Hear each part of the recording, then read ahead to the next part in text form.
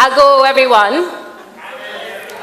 Good evening, and thank you for being here with us tonight. I'm Ruth Ann Richardson, and I'd like to welcome you all to this second speaking event for the AFI, our case study lectures. I was more than happy when Professor Leslie Loko asked that I moderate this evening's event, and here's why. 2 years ago, almost exactly to the day, I was fortunate to attend the opening of a retrospective exhibition at the Nubuke Foundation. At the time it reopened with its extended gallery.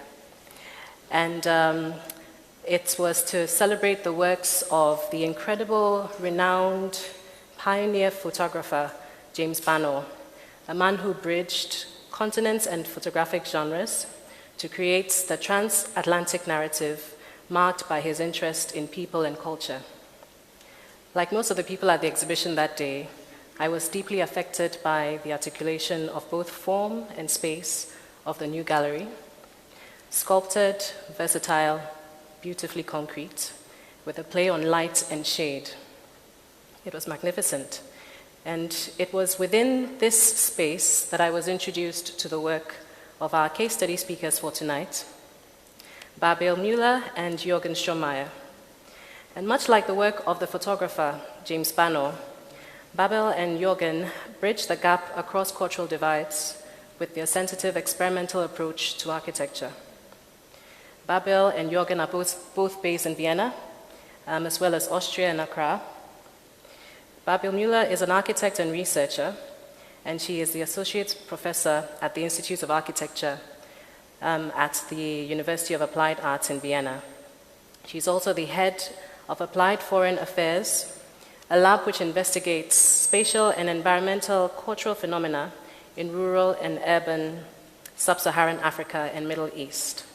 She is founder of NAVS Baerbel Muller, Navigations in the Field of Architecture and Urban Research, within diverse and cultural contexts, which has focused on projects located on the African continent since 2002. She is the co-editor for 4A since 2021. And as of October 2021 this year, she was appointed as Dean of the IOA. Juergen Strohmayer is an architect as well, based in Accra, Vienna, and Austria. And his work is informed by practice, research, and teaching, conducted in collaborative settings. After working with architectural offices in London, Los Angeles, Vienna, and Abidjan, Juergen is developing his independent practice and has recently completed the widely published project with Baerbel, the Nubuke Extended, an art gallery and campus based in Accra. Strohmayer lectured at the Ethiopian Institute of Architecture, Building Construction and City Development, and the University of Applied Arts in Vienna, where he graduated in 2015. He's exhibited in Arcadia in the LA, the Goethe Institute, Addis Ababa, and the Marrakesh Biennale 2016, and is the recipient of a number of state grants. In 2019, he co-edited the publication AFA East Legon, Past Forward. Together, these two have collaborated on several amazing projects within Ghana, some of which I'm sure they will share with us this evening, and I'm delighted to have you all join me in welcoming them as tonight's speakers.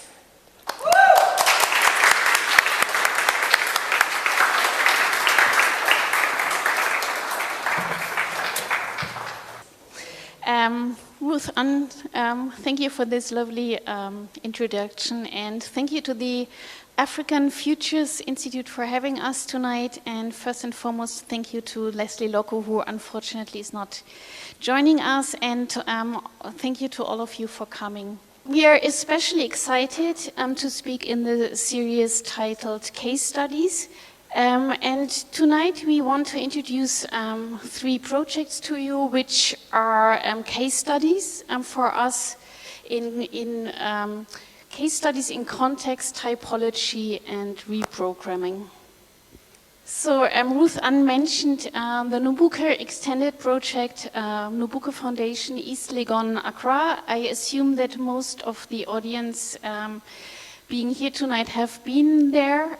We will also present you a project located in Guaboliga in West Mamprusi, which is a design proposal for the Nabena University.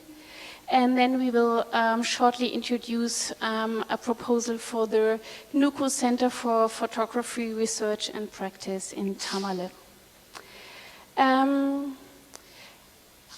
As I said, like we are interested in a research-based practice, and we are also interested in starting on a conceptual level whenever we are commissioned to design a project, or if we decide to investigate a certain project on our own. And therefore we associate these projects to the notion of context, typology, and reprogramming. Of course, and these aspects or topics are relevant in each project we are working on, but there had been a certain focus on the notion of context in the Nubuke context, and we looked at 21st century typologies for Guaboliga and at the notion of programming or reprogramming for the Nuku Center. So we will start diving into the Nubuke Extended project. What you see here is how the project is embedded in its urban context and in the direct vegetation of its environment located in East Legon. To us, context is the most beautiful and relevant parameter we have as architects. It serves us as the backbone which we are interested in working with. Though we are not at all interested in a tabula rasa approach. And we especially want to emphasize on that in the context of the Nubuke Foundation, because there had also been articles being written on it about like that this is a piece of brutalist architecture or tropical modernism, and that might be the case, but to us it was a very contextual approach. And talking about context, there is always the cultural context and the environmental context, and in the case of Nubuke, it all started from this interest in the cultural context, like the art scene in West Africa and Ghana. And as you might know, Nubuke was one of the first, or actually the first fully Ghanaian art foundation or art space in Ghana, located in East Legon in a former residential bungalow. We are also interested in long-term relationships and engagements with clients or project partners. And what you see here was a tiny exhibition in the garden of the former Nubuke grounds. That was back in 2013, where we exhibited some student work. So we have been very familiar with the site and the foundation itself and its interests. What you see here is actually the context of the site itself. So the top was like what we used to see when we visited or engaged with Nubuke. And what you see below is the palm forest, which was hidden behind a fenced wall, which we opened up. So that was actually what, it's actually a drone shot Juergen took at the very beginning of the project.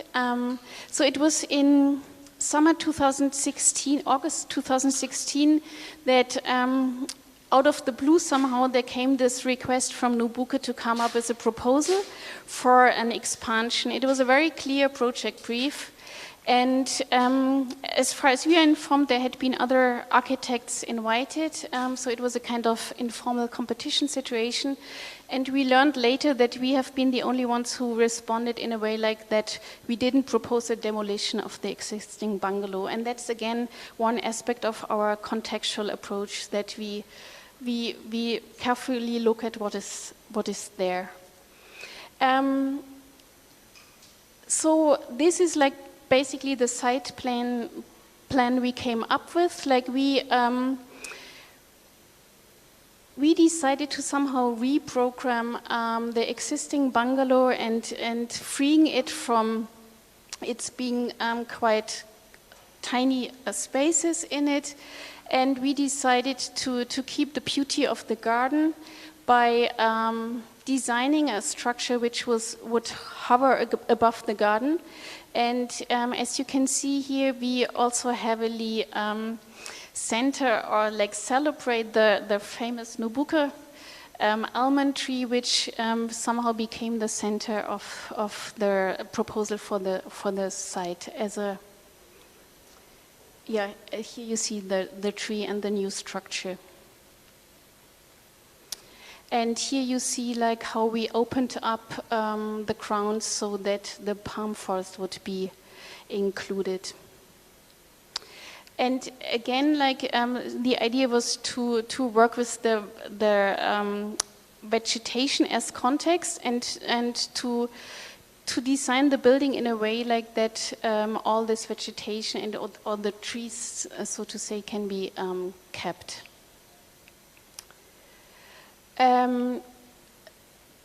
Besides being embedded in its context, it was also obviously necessary in a residential area to make visible that this is an art space, and therefore we decided for this gesture which is like towards the street.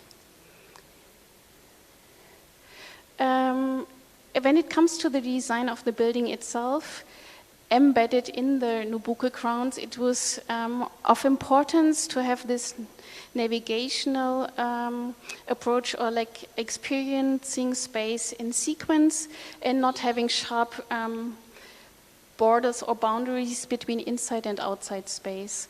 So even if this structure has a certain level of monumentality, it was really meant to offer a variety of spatial situations which you will walk through when you enter this volume, which is programmed as an exhibition space. Oh, this was too fast. It was also important to us that from inside you would always have the connection to the outside. And besides also responding to climatic parameters, it was relevant to have this natural daylight situation and obviously also a natural ventilation, but Juergen will speak more about that later. So you enter this volume, and here in the section you see how the underground, the mezzanine, and the main building, as much as the roof terrace, are related in a way that you can navigate through these zones. The building is oriented in south-north direction. That is also a response to the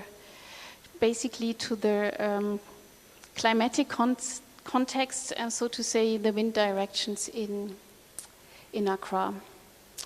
What you see here is the railing system. So I'm talking about this cultural context again. So we started this design process in 2016, and we were obviously very informed about and interested in what was going on in the art scene, and identified that there was a lot of sculptural works being produced. There was also monumental works by artists like El Anatoui and Ibrahim Mahama. And we felt that we want to come up with an exhibition setup which allows to, on the one hand, show sculptural work, which you don't see here because that is a photo from the Barna exhibition, but having this railing system which allows to exhibit textile arts and also to have sculptural work inside the building, but also on its facade. Here you see some snapshots of like the renovation of the existing bungalow. And there is an additional volume which we designed for Nubuke to house its art collection. It was important to us to also give space to the performing arts, and so we shifted an existing container and made the platform of it to become a kind of stage, which is somehow like uniting this two parts of the site, like the lawn and the palm forest.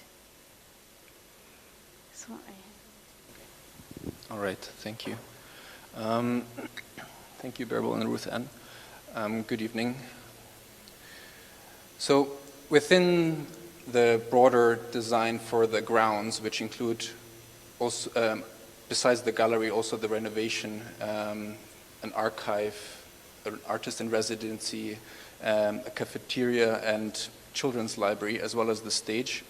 I'll now go a little bit more into the design of the new gallery building itself. So one of the design drivers was this relationship to its immediate surrounding, the new gallery bridging in a way between the street and the palm grove, and also this idea that the building is not taking away space from the garden. As we saw, that was one of the key aspects of the Nubuke Foundation before these interventions took place, this garden, this sort of oasis. So we wanted to augment those qualities with this new building as well. So those two design aspects, they remained throughout the whole process. It was a very close relationship with the Nubuke Foundation itself, with Odile Thivier and Kofi Setoji in particular, from the beginning all the way to the detailing of windows and so on. We also want to highlight the team that made the realization and the whole process possible. So in particular, our architects of record, or local architects, partner architects, Ortner Associates, Rosemary and Martin, who were crucial in many aspects when the building hit the ground, so to say, from construction, permits, and relationship with neighbors and so on. We also, in the context of construction, want to, and materiality, want to focus on context again, and how the construction process was also driven by a contextual approach.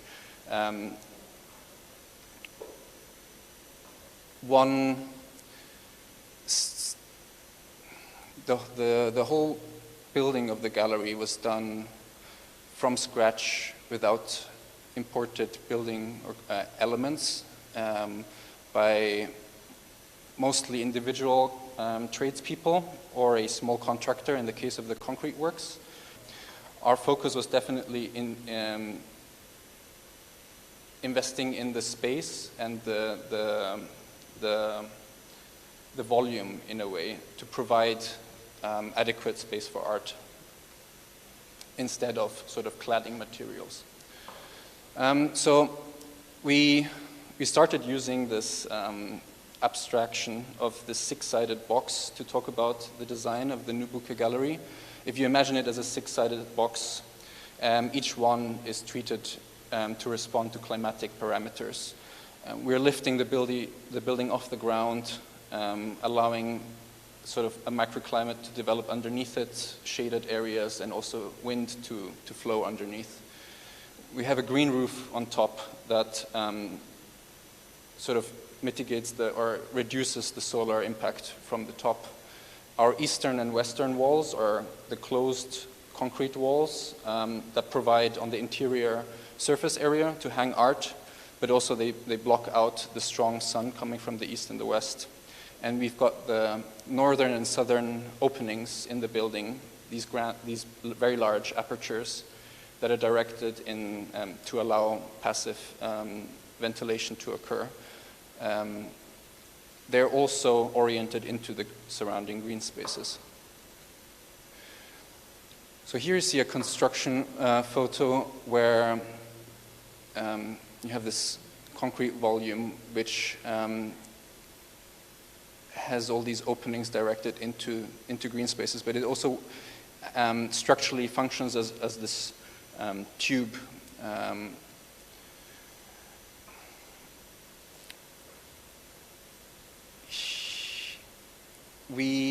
Just to talk a bit about the concrete works, as that's what's on the screen right now.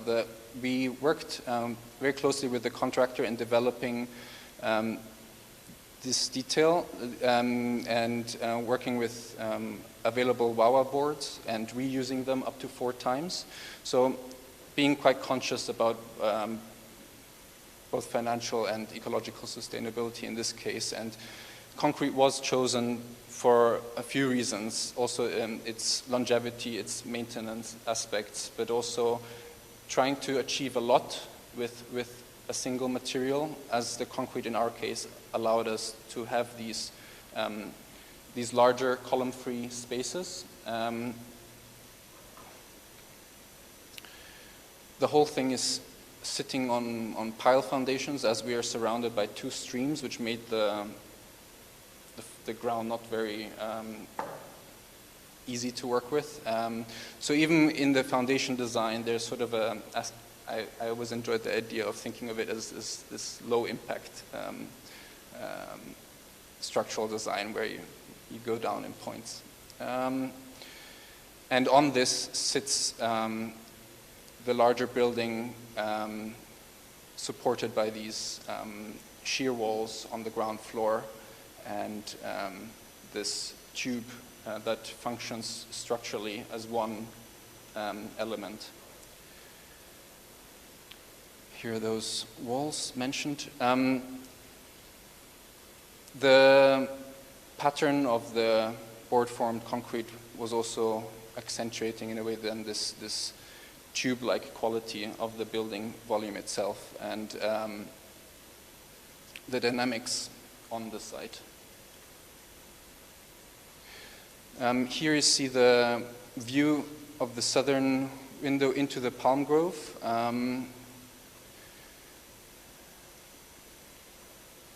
And the scale of it. And it was actually, this was a very beautiful moment for us, for the whole team in a way, as we understood better how this idea of framing worked in the design. So at some point we also started to think of the whole building more as a sort of viewing device, something that orients views into its surroundings and onto the art that is taking place or being showcased. In this image, this tube-like quality is maybe most apparent, and maybe just to highlight again, structurally the whole thing was only made possible by joining slabs, walls, and roof slab into one element that allowed us these incredible spans.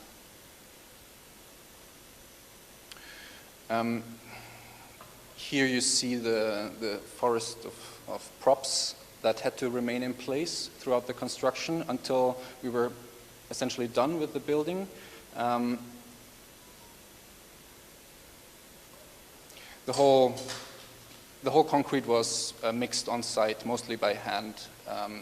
As I mentioned earlier, it was quite a concentrated and intense construction process with almost daily supervision that we did in collaboration with OOA. So we were on site every day for both, from the construction, the concrete works onwards. We like to show this image as it really shows how the sort of the building geometry, this curve, bridges between these different ecological zones of the site. And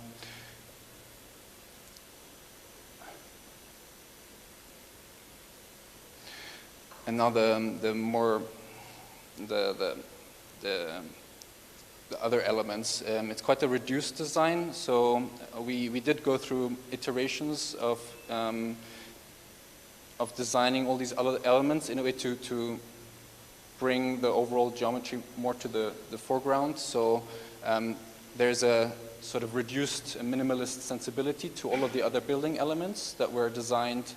All of the windows and doors are bespoke designs for the Nubuke gallery that we developed together with the welders and the carpenters that would execute it. So we have these timber windows facing south with the glass louvers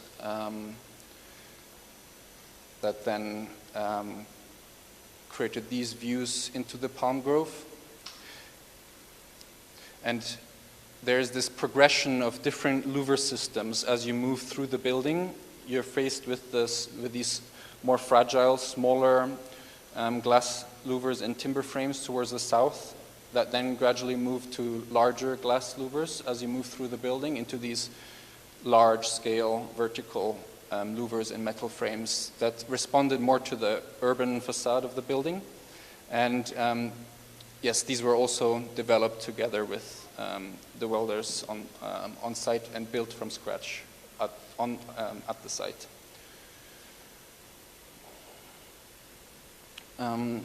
Here's a view of that completed facade. And our drawings. So I think ventilation and also views were definitely guiding us in the design of all of these windows, maximizing sort of the transparency, but also the ability to ventilate the space naturally.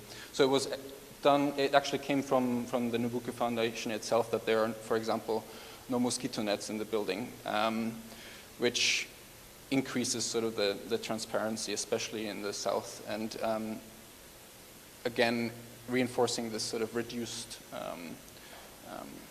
approach to the whole space, and also the connection to the outside. Here, those windows in action. So you can modulate the airflow with these different opening positions that can be locked in place. And this view out into the urban gardens.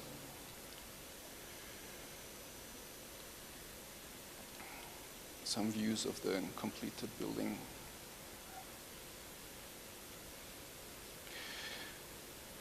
I think what comes out here again is this framing, and we haven't. This curve that the building has is really also there. That came quite early, after the idea of bridging between the palm grove and the street, creating a sort of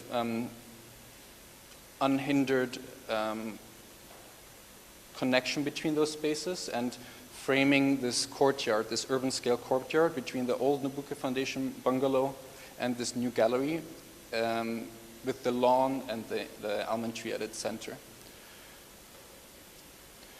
And views from the unfinished roof terrace at this point.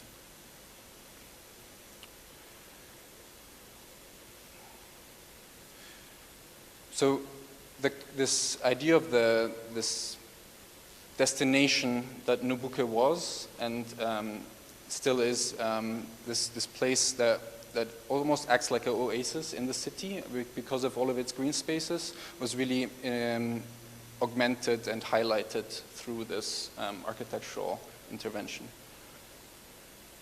And now there will be a few images of the building in use, and also some additional design aspects, such as the use of the underside of the building as an exhibition space. Here you see, for example, the use of curtains that soften up the space, that can be used to divide space, create different kinds of scenarios, as well as hanging even heavier objects underneath the building, so that really exhibitions or events could continue or flow from the outside into the building and connect.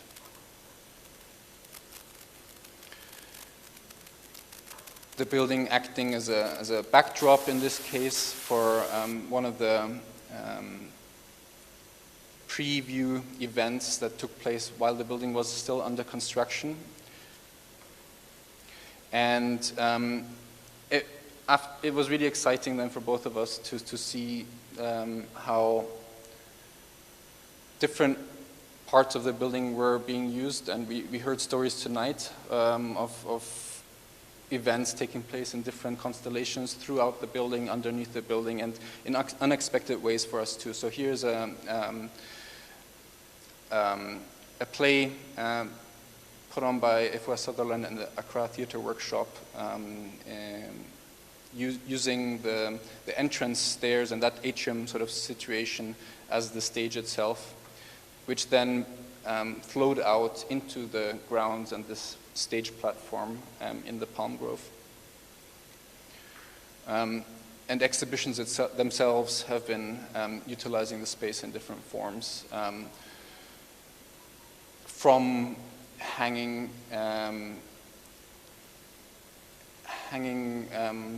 works, such as in this group exhibition, to more sculptural works, or a recent one, more installative works. And we'll close this project with this series that was shot by Ni Obodai on the opening occasion of the reopening of the Nubuke Foundation in November 2019, with James Barner himself present, of course.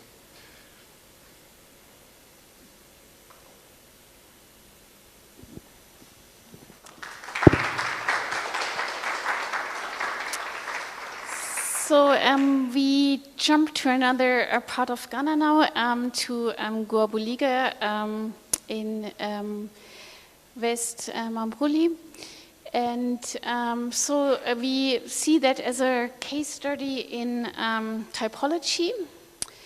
So I think it's best to talk about typology when you see this visual. So we were asked by the Chaka Olyof Foundation, which has been founded by a son of Guabuliga, who is a filmmaker also living in Accra and also in the north, who is interested in this idea of establishing a very ambitious project, which is a university for northern heritage, identity, and northern culture. And the site is basically tree savanna, and to us it was really important to think about the typology of a campus, and also looking at landscape again as a design parameter. So what you see here is the tree savanna. That's a situation which is neither rainy season nor dry season. Yeah, again, same time of the year. And what you see here is like the side plan. So we are halfway between Wale Wale and Guabuliga, in the middle of this landscape. The land is dedicated to this idea of the university. And as you can see here already, we looked at a new typology for a 21st century African university, which is informed by the given vegetation, but also by local vernacular settlement patterns and reference projects such as the library by Max Bond in Bolgatanga, for example, where you have a kind of mega roof, and then also looking at Cape Coast University, where vegetation is embedded. And then to the left, Tongo Hills, where you have this beautiful clustered settlement. So our design proposal is a bit of a hybrid of all of this, and like the initial motive was on a typological level to not repeat this model of the dispersed university. As you can see here, like we compare our proposal to the UDS in Tamale. And here you have also, we looked in all the other university campus designs all over Ghana, such as Kumasi and Cape Coast and Tamale. So to have a scale comparison, to the left you see the stadium in Tamale, and to the right you see this proposal from our side of this clustered university, which is somehow massive. So it's a scaled up version of Tongo Hills. It's and here once more the site and the landscape.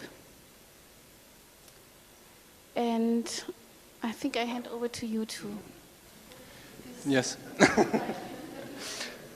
Yeah, the initial motive was this clustering of a university campus in one building, and the drive for that was to, for multiple reasons, also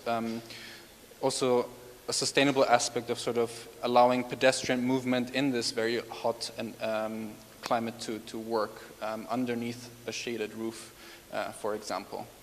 What you see here, what is striking maybe is the trees of this of the tree savanna, which is a very specific climate and ecological zone, which guided the design of the university. So one of the aspects is that no tree would be felled for this project, as the building itself is moving and flowing around them. We also decided to bring this building close to the main road, which is running towards Guabaliga. So it's about 5 kilometers away from that town. So instead of situating this building in an open space, bringing it closer to the road to also reduce that need to move somewhere. So making it more friendly to pedestrians. Here you see a ground floor plan of it. It's also phased, so there are 3 distinct phasing strategies that work in similar ways. The building, the porosity that is hinted at in the plan between inside and outside is quite strong, so that it's difficult to tell where the building starts and ends. As trees are present both inside and around the building, there are pockets that create courtyards or semi-courtyards. There are larger ones, a main courtyard between the 3 phases, and then pockets of more enclosed spaces that are lecture halls, libraries, and IT labs on the ground floor, and on the first floor dormitories for students and staff. This here is the sort of the roof plan, where you see these terraces and the orientation of the building. So here a close-up plan of phase 1, where you see these terraces that then create, I don't have a pointer, but also the way the walls were sort of designed were to create this appearance of unclosed ribbons that wrap around spaces. And these walls would then also be treated in different levels of porosity, from fully closed to more punctured openings. So this idea of the breeze block, creating different kind of microclimates throughout the building. Here, an image of how this works in this very particular landscape and climate, which is has a strong relationship with shea nuts, for example, which are very, as we know, are difficult to sort of grow. Again, working in a broader context of deforestation that is taking place in this area. And the way the building wraps around these trees and creates these pockets, but also this articulation of the exterior walls. So the building has this very closed appearance from the outside, which is also protecting against the elements, and then a much more open appearance from these courtyards or interior spaces. So you can see platforms developing, and on these platforms, in a similar way as the Bolgatanga Library, where the reading spaces are, for example, just underneath the covered, underneath this large roof. This sort of typology is then translated into this design, where, for example, reading spaces would be outdoors, but in shaded spaces. This diagram here talks about the sort of the parametric aspects of the design, where we worked with defining parameters that guided the design. So the shape of it could be developed further. We already spoke about the clustering, the trees, but also the wind direction, where it prevailing wind from the southwest occurs in the rainy seasons, and the harmattan comes from the northeast, where the building is more close toward the northeast, and larger program elements are arranged in those areas, for example, as well as the strong east and western sun. This was then overlaid with the programmatic diagram, which followed this idea of clustering, which then resulted in the plan. This plan here, which also shows the sort of networked quality and the cellular aspects of this building design that sort of connect to a much larger networks of paths in this landscape.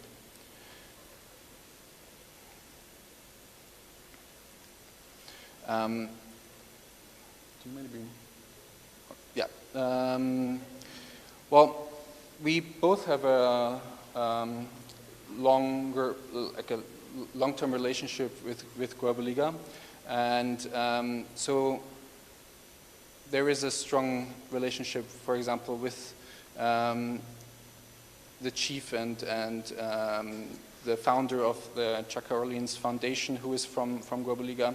So through iterations, we also work with them to sort of guide the design and make decisions. So here's a moment where we shared, or we had this presentation of the design in Guabaliga, and we visited the site.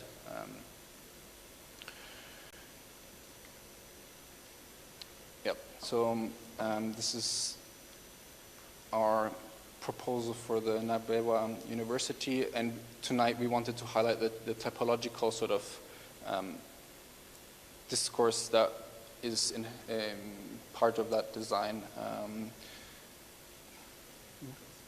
What I didn't really mention before when showing these universities, like there was one title of a beautiful essay by Professor Ola Uduku, which is part of Leslie Loco's White Papers, Black Marks, which is titled The Colonial Phase of Educational Space. And for us it was really of interest, like with the program of this very university, to find a response which is like beyond a 20th century modernistic campus design.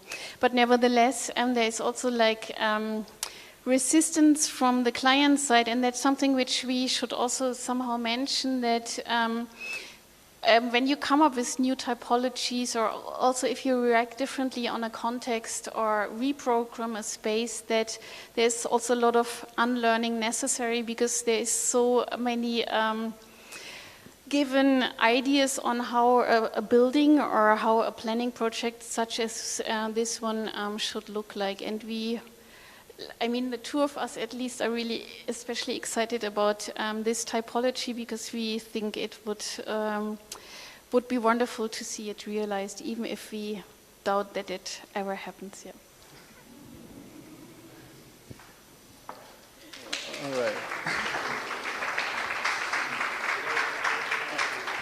Okay, and we'll wrap up with our third theme of our case study of reprogramming, which will be the Nuku Center for Photographic Research and Practice in Tamale, which is a vision of the Nuku Foundation, founded by Ni Obodai, that has been working in Ghana's northern regions in many forms, in terms of artistic photographic work, but also research and education. So this, we were asked to collaborate with them on this proposal for reactivating the former printing press, which is a colonial era building in central Tamale. Here you see the 50-meter long sort of old warehouse style building with the printing press still at its center. This building is sitting in this beautiful garden in the center of Tamale. So the garden and the building itself is here at the bottom, and you can see the building is oriented strictly east-west, no consideration of any kind of urban context at the time, as we can imagine from practices of that time, that era. But here you can also see the central market at the top, the new overpass being built at that moment, and this is the immediate urban context of the old printing press. Our idea of reprogramming this was sort of multifaceted. How do you engage with such a structure? We worked closely with Nuku in developing or finding out what kind of things, what programs could take place there, and we imagine it to be a very active place with a photography school at its center in the building itself, but also activities taking place in the gardens. For example, urban farming may be done with elderly people in the surroundings. And it was also important to think about the urban threshold, which became this sort of interface between this sort of secluded garden and the city. So this would be the response of how to activate and reprogram a space with this in this situation. Navigation through the site was again an important driver. So here you see sort of a movement through the grounds and the building itself. Nuku used the building for exhibitions, and which you can see in some of the images. And there are also other people using different parts of the ground at the moment. At the bottom, you see sort of the street interface of the compound with the Al Hassan Hotel there, or might be a reference point for some people. Okay, so our programming and sort of zoning that resulted from this was having the Center for Photographic Research and Practice in the actual building having an urban threshold with a gallery on the street side and creating a sort of what we call the Savannah Garden around the building. When we say urban threshold, we mean this space here that allows people on the street to keep on using part of the building, creating this new structure on the street side that has a gallery tucked in underneath that has more relationship to the garden and a more public sort of face towards the street. And then a very active and multi-use scenario inside the building. The Savannah Garden would be a raw garden, so a garden that has strong ties to the surrounding landscapes, but also from further away in the other regions of northern Ghana.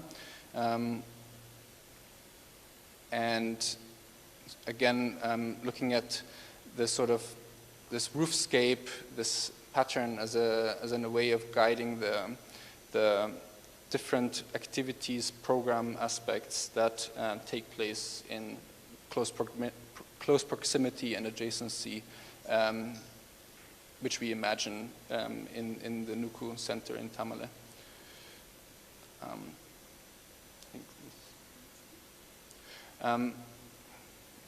Here are images that highlight the exhibitions that took place there already. So it's interesting that it's an existing structure with some activation already happening in certain ways, and we are also being guided by this in a way. So augmenting or making sort of stronger what there is already or what has been taking place. And again, quite a long-stretched collaborative design approach with the future users of the space. So in this case, us with NI and us in the space.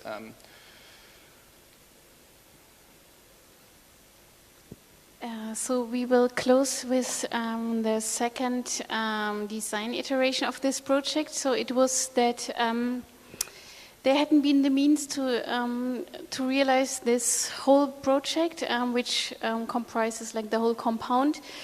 So we decided to focus on the interior of this eccentric volume, our beautiful building with this 50-meter length, and decided for a design which we call the super wall, which is meant to be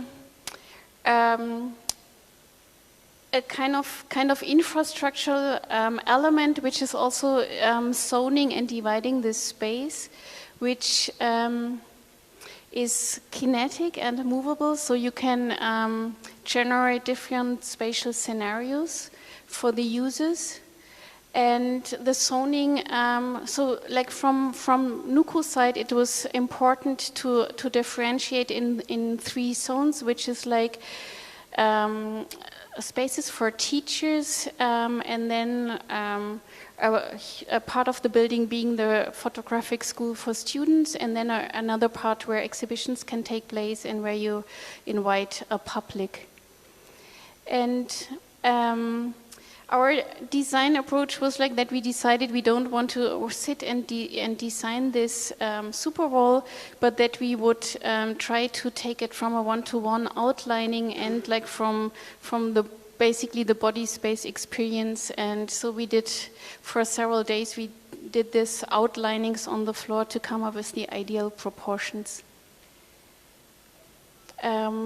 Which you can see here again, like this is a situation where the wall is closed. Here again the closed wall. And here this potential to open up this super wall to have the library, for example, separated from the exhibition zone. or the administrative area. So we work with this primary structure of a metal grid, which is cladded then in to create vertical and horizontal surfaces, and the vertical surfaces serve as exhibition surface, but there is also lockers, etc., incorporated.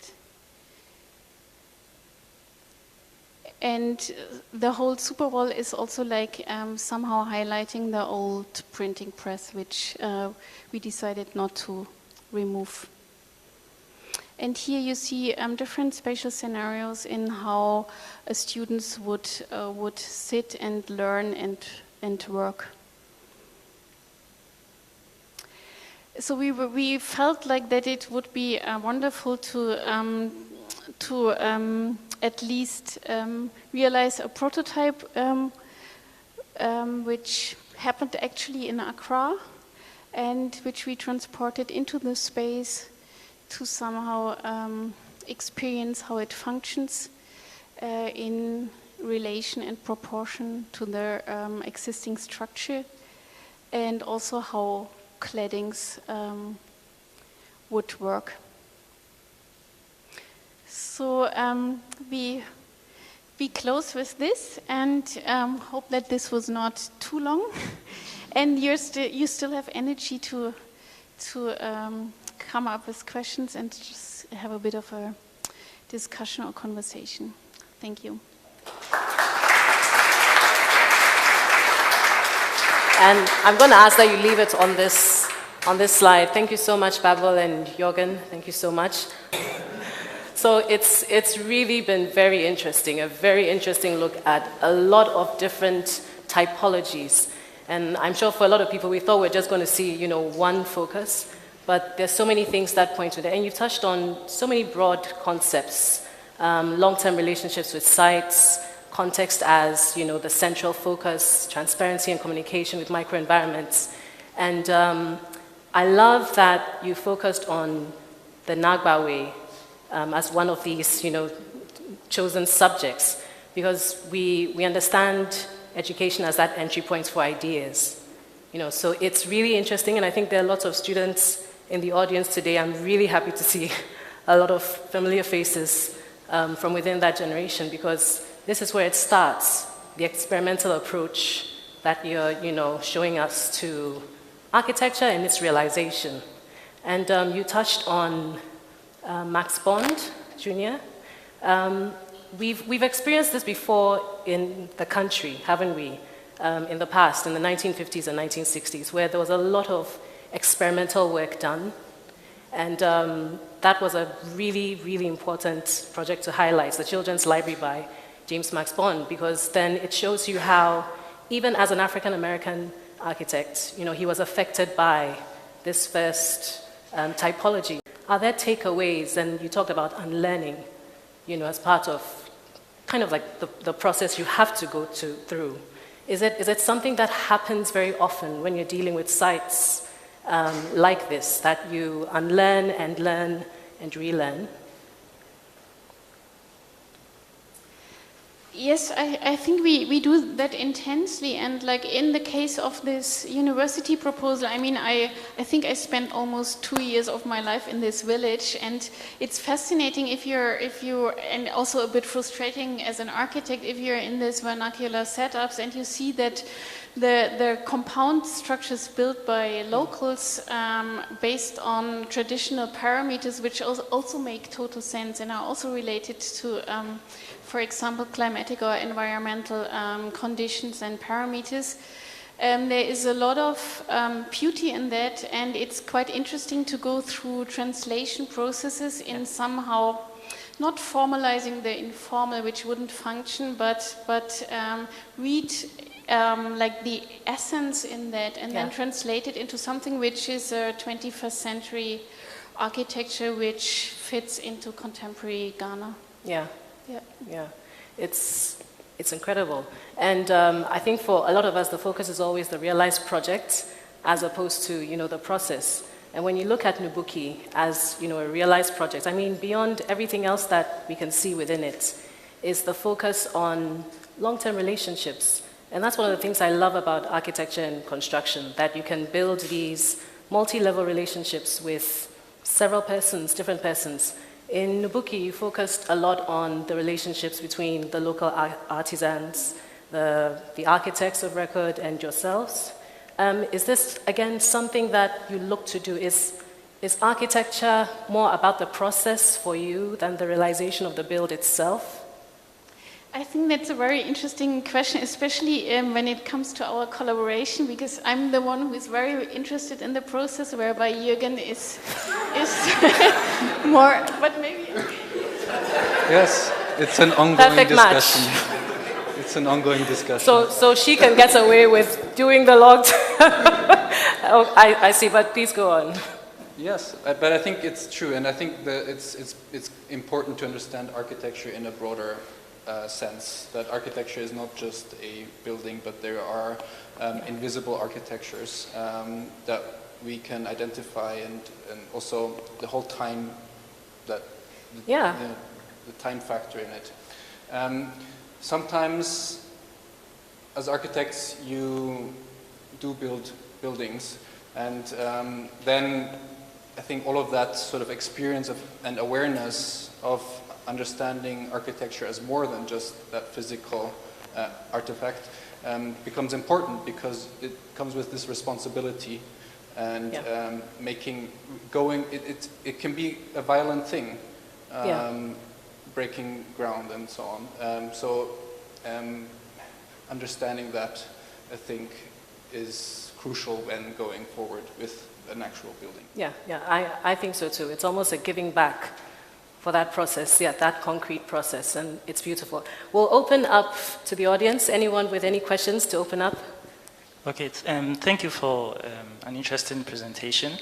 So I like this idea of context and how it informs your work. I'm interested in finding out how possibly work in other contexts inform your work in Ghana or in other parts of Africa, and potentially how the work you do here might also inform work you do in other places. Because I think sometimes the conversation about context can mask influences across borders.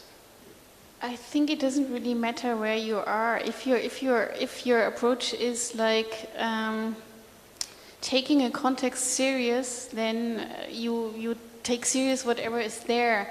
And if it comes like talking about climatic context, which was obviously also part of a modernist or tropical modernism approach in the 20th century, because you needed to react on the climate. But we are at a moment in time now where we cannot afford to not look at climate care and not find somehow sustainable solutions for each specific context in this sense. And I also think that if it comes to this cultural context, that you can also wherever you are, you can relate to what is there. And then, as I mentioned before, it's always a process of translation. So and that's obviously also subjective, so that you highlight or essentialize what is of interest to you. And everyone reads the context differently, obviously.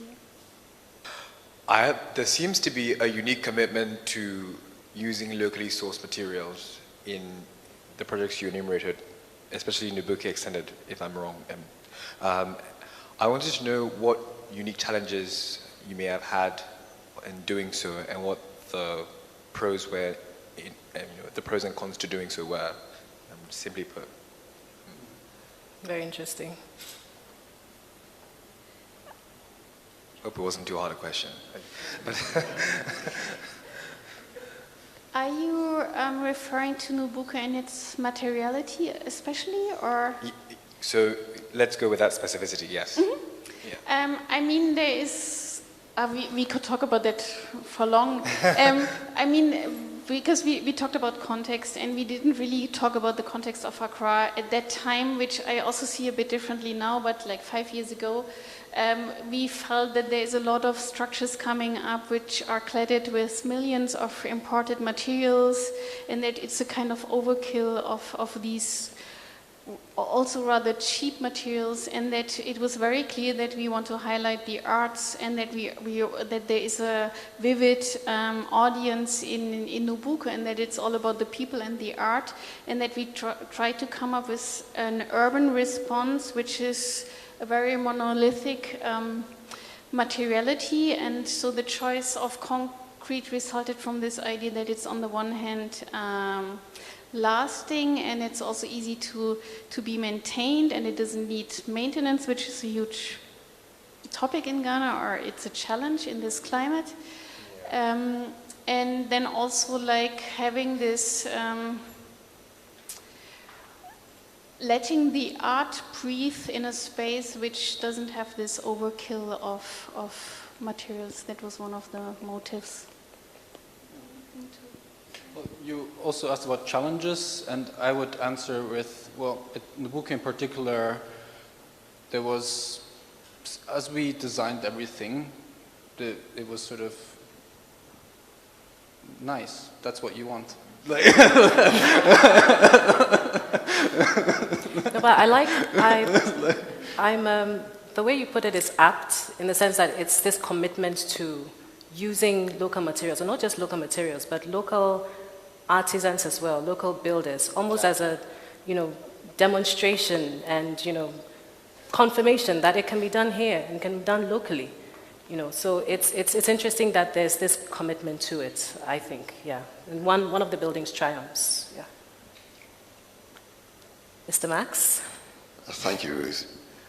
This is a comment and a question, I think, to all the architects here. Firstly, I'd like to say thank you for a wonderful presentation. I especially liked the organic response to the campus and how it flowed around the trees and so on. I appreciate architects have to be responsive to the client and to the context, being environment, climate, and culture, and so on. But looking at the matter of culture, which is not homogeneous, but comprises many classes and statuses and so on. One of the things that occurred to me, especially with the Nubuke exhibition space, was the question of accessibility.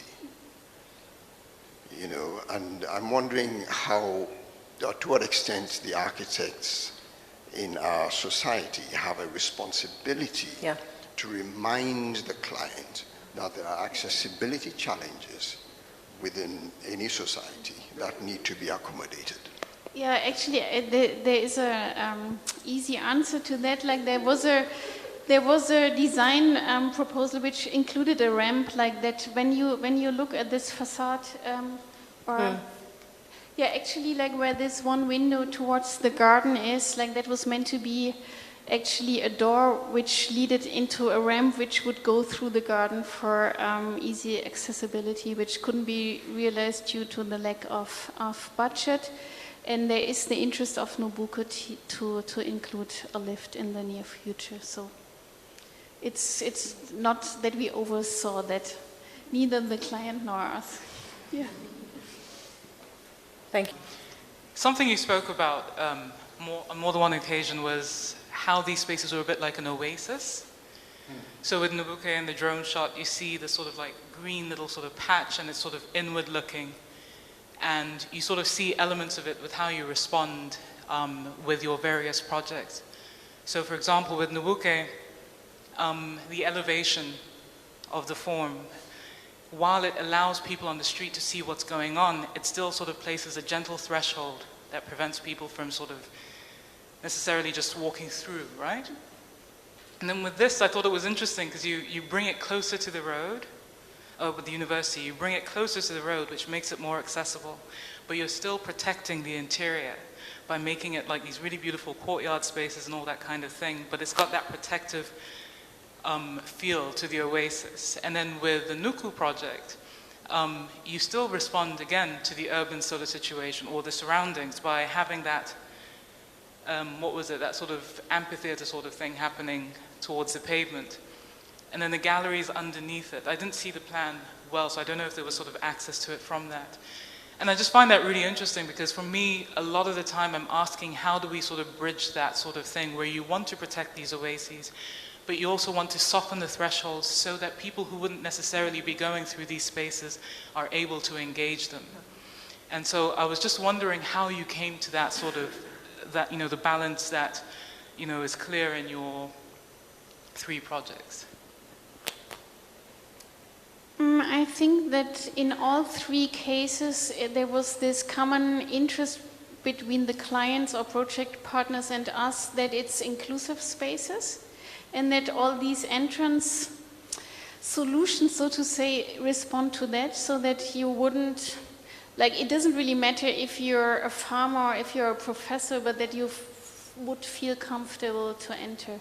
And I think that's something which in all 3 cases also came from the client side, this interest to gain audiences and to have communities using the spaces and all kinds of people. Yeah. Now let me just follow up with that question very quickly. How important is it? And like Namata said, a lot of your thinking is clear. There's clarity here. How important is it to have patrons and champions for architecture in commissioning some of these, projects?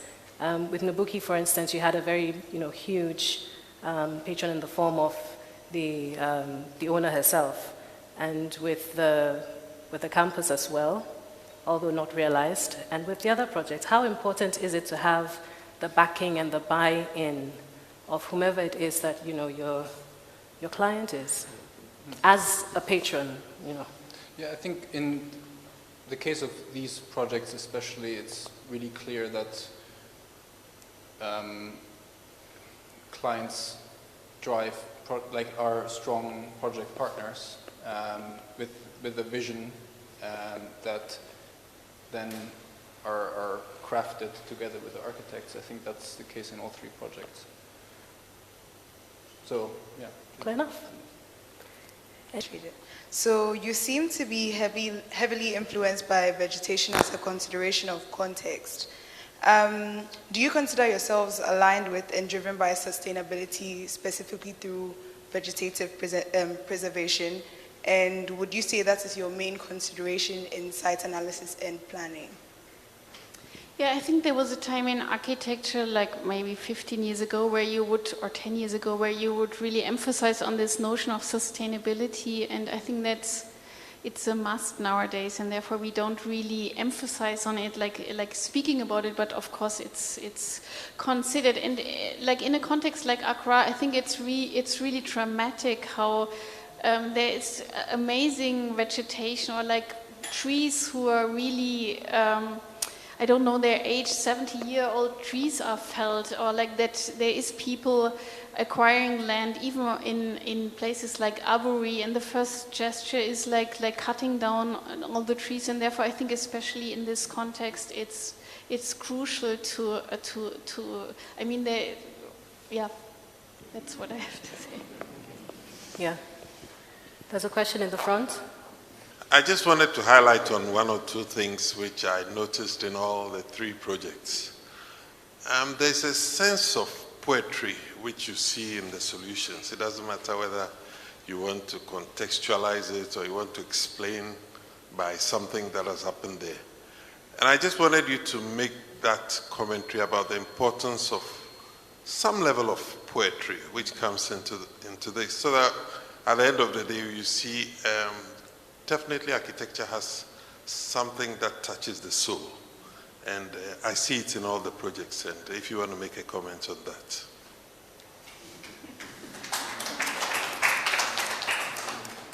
Thank you.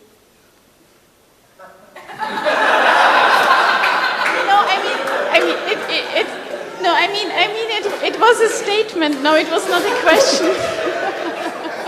Thank you very much, Architect Esalapia, for pointing out that architecture must touch the soul. I think there was a question. Yes? Yeah. So Thanks for the presentation. I cannot compete with that comment, I guess. But as a non-architect, I really enjoyed the presentation. Thanks for giving some context to your work. I really loved the contextual approach. My question would be, as you've really given some background on how you've approached it and how you envisioned, especially the two buildings that have been realized to be used, I can imagine that there is a very clear vision of how then the building is used. And you even mentioned there were some conversations. We saw some pictures of you meeting some of the artists for, I think, the Tamale building. Were there any big kind of surprises, or is there some sort of kind of, I don't know, being hesitant when the building then is used for something completely different, or kind of the reactions to it are different? I'm just curious, I don't know. I mean, for us as architects, it's not so easy to let projects go and live their own lives. So there is this level of like being control freaks or having ideas on how spaces are used. And yeah, in the case of Nubuke, it's like that we, of course, frequently visit all these exhibitions, and some we like, others we think we would have curated differently, or we would have used the space differently, but that's very normal, I would say, in our profession. Yeah. Does that answer your? Yeah.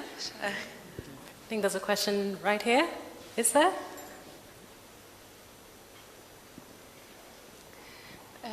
Like anybody else, thank you for sharing all this. The Nubuke, I have enjoyed it, and I think many of us have enjoyed it. And I think it started like a project, maybe like a dream. And I don't know about the two other projects, and you're sharing it. For me, it sounds a bit like a possibility, maybe a dream. And I was just wondering, like, to make it happen. Like, we have so many projects always we wish to happen.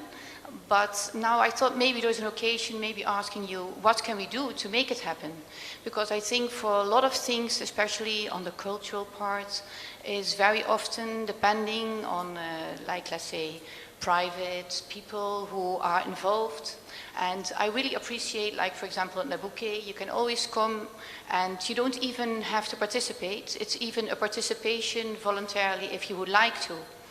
I was thinking maybe this is an occasion, as it's also publicly shown. Is there anything we can do to help you, or maybe you can even say for Ghana, for anybody who wants to enjoy it, to make it accessible for everybody? Is there anything you need?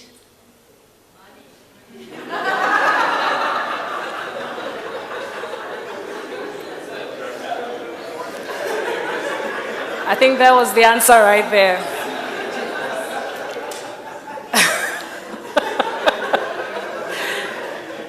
Yeah, because, well, and I think I completely agree as well. It's beyond time that especially civic buildings within this country, were given more, importance. And we see some really important projects going on, others more small scale, like this micro environment, for instance, that Baerbel, Juergen, Rosemary, Martin have put together. But it's fantastic that you would have within a setting like this a profile of persons that don't just have architects, talking and talking and talking. You have the artists that repurpose space. Ibrahim Mahama is here with us in the audience, and he'll be probably speaking very, very soon. Very soon. Very, very, very soon. So, yeah, definitely, if there's any support, I know AFI is always looking for partners and collaborations that can make some of these works more possible. So, thank you. And so, thank you so much for being here with us. Thank you to our two speakers. We've really enjoyed this. Thank you.